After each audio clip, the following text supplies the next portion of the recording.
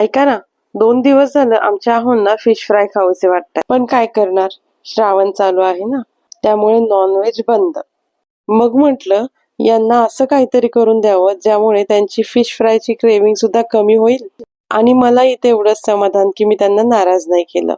म्हणून मग मी काय केलं, कच्ची केळी आणली, त्याची सालं काढून घेतली आणि त्याचे हे असे लांब लांब काप करून घेतले. मग त्यामध्ये आलं लसूणची पेस्ट, धने जिरे पावडर, हळद आणि लाल तिखट, चाट मसाला आणि गरम मसाला असे सगळे मसाले घातले. चवीनुसार मीठ सुद्धा घातलं.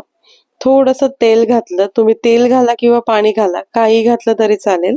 आणि हे सगळे केळीचे काप छान मिक्स करून थोड्या वेळ मॅरिनेट करायला ठेवलं. एक 15-20 मिनिटांसाठी मॅरिनेट करून घेतलं.